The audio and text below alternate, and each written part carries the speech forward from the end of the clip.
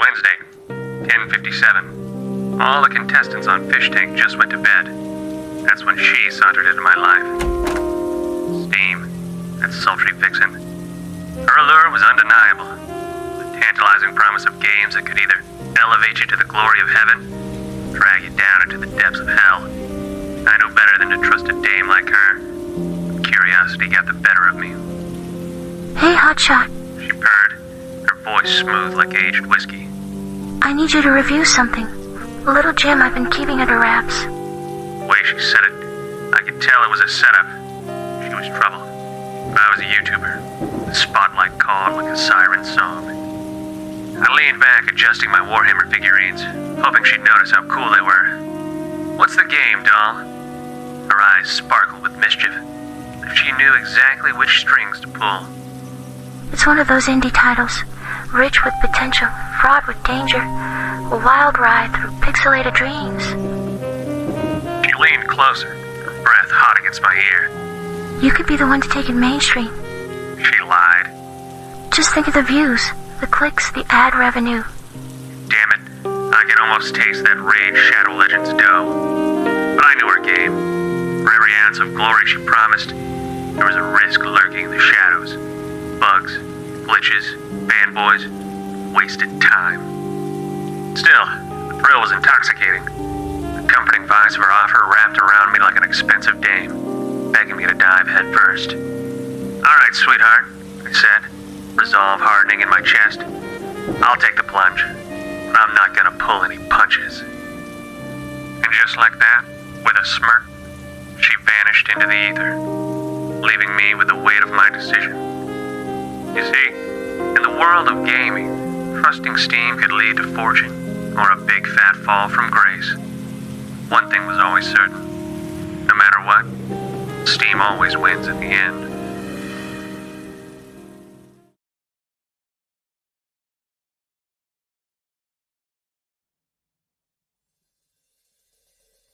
Fallen Aces is a love letter to all of those gritty, hard-nosed detective flicks and dime store pulp novels from the 30s and the 40s.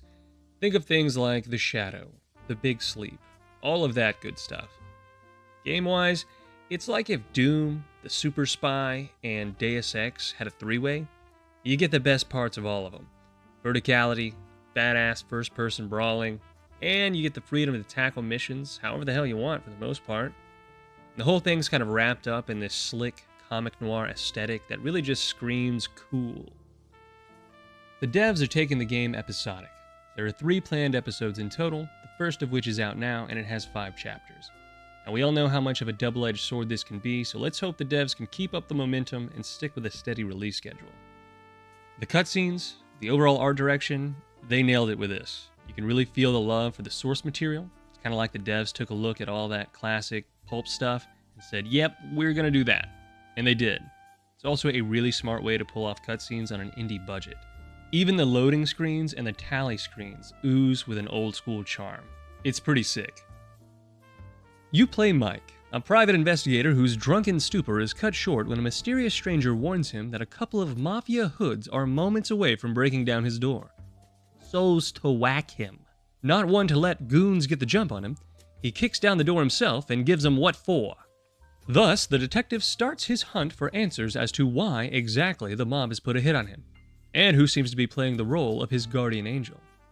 The mystery follows conventional noir story beats, but it has enough of a whodunit feel to keep you guessing. But let's be honest here, combat is king. It's pretty simple, but it's satisfying and weighty enough to have you throwing caution to the wind in order to serve up knuckle sandwiches. While there are guns, and more interesting options too, the vast majority of your encounters are going to be handled hand-to-hand or with a melee weapon. You can rip a pipe straight from a wall and beat someone with it. Down a bottle of Jack and beat someone with it. Then, when it breaks, shank someone with it. Or keep it quiet with a judo chop. Hell, just give someone a good old roundhouse or 5-finger special. Not even them mutta will recognize them after that. Mike heals primarily by downing painkillers, or you can eat any of the food lying around. And don't sleep on the bananas, they are a valuable resource in combat. There's also an assortment of drinks that can provide temporary buffs to keep you in the fight longer.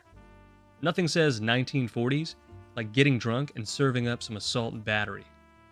Another interesting facet about the game is that pretty much all of the levels are designed with verticality in mind. Not only are they considerably open and nicely tailored to the time period, you can climb up on just about anything, and even stack boxes to get to previously unreachable areas, which really opens up the map and allows you to tackle these areas in whatever way you want. Find a vantage point, pick off some goons with a rifle. See a button? Press it. The results may be shocking. Or, my personal favorite, sneak into the bathroom of a coffee shop, judo chop a mook taking a grumpy, steal his gun, throw a Molotov at his friends, then shoot anyone who tries to chase after you as you make your escape. Bada boom, bada bing. And while you're running around in these back alleys or across rooftops, it's also a great way to uncover secrets and collectibles. At the very least, there's usually a bunch of cash you can use to purchase weapons and ammo and other useful stuff. The vendor, he's a strange fella, but the selection he provides really incentivizes you to search out all those little nooks and crannies. Alright, before I start talking about some of the more negative aspects of this game, I would just like to remind everyone that it's still in early access as of the release of this video, and it's priced pretty reasonably for what you're getting. I'm not trying to be too critical here. The devs are also making pretty quick strides in getting updates out, so I anticipate a lot of my more technical issues are going to be patched out sooner or later. Alright, the area where this game suffers the most is definitely in sound mixing and overall voice acting. NPC dialogue clips over each other like they're in a fucking race, okay? They often cut off important moments or side banter that could have really added flavor if I fucking heard it. And don't even get me started on cutscenes. There's this one scene where you're in a car with the night wave, and you can't hear a damn thing. Then you got Glassjaw, who sounds like someone told him to croak every single line like there was a bullfrog with a subwoofer stuck in his fucking throat. Thomas? In the flesh. What's left of it anyway. But never mind the dental work. The actor isn't bad. I think it's really just a matter of the direction they gave him. In general, I think these areas in the game need a complete second pass because it's pretty evident that this wasn't what they were aiming for. My second biggest gripe is something of a story spoiler, so if that's a big deal to you, go ahead and skip. Alright, are the nerds gone? Okay. The story kicks off, it's pretty much a banger. Keeps momentum rolling for almost the entire ride. But I've got a big beef with the twist in the last few levels. First off, the mansion reveal. It turns out there used to be a whole crew of like masked vigilantes or superheroes. They're the ones who've been watching your back. But here's the kicker. Somebody's been hunting them down, and surprise, surprise, they weren't exactly squeaky clean to begin with. All in all, it's major Watchmen vibes, and I'm sure this is a theme that is prevalent in a lot of the older comics too. And frankly, I don't hate it, but it's just not my jam, superheroes in general. As well, this whole edgy, subversive angle that a lot of new superhero content is kind of leaning towards just seems kind of trite to me. But if you're a big fan of The Boys or what it's doing to the superhero genre, you're probably going to get a kick out of this. Then there's Dahlia. She shows up in the last level, and her whole vibe is kind of an eye roll. If I'm reading it right, it's hinted that she might be one of the masked vigilantes herself, especially given her past with Nightwave. She's a little too gruff for my taste. Maybe I was just expecting more of that classic sort of femme fatale and not another boss bitch. To be fair, you do have to haul her barely conscious ass all the way back through the level, fighting goons and stowing her somewhere safe in the meantime, so maybe I'm just reading too much into this. But, like I said, that's just a personal gripe for me. If none of that really bothers you, forget about it.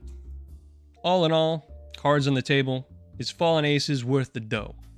I'd say so, as long as you're comfortable with an episodic release schedule and aren't dissuaded by that early access jank and feel.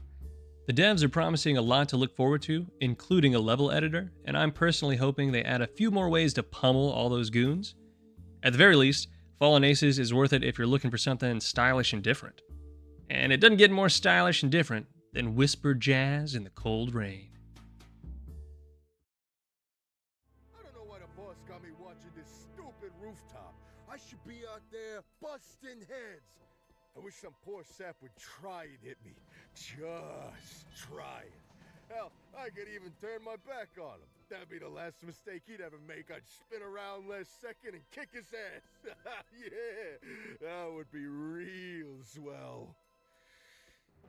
Oh well. お前はもう死んでいる。Sleep tight, asshole.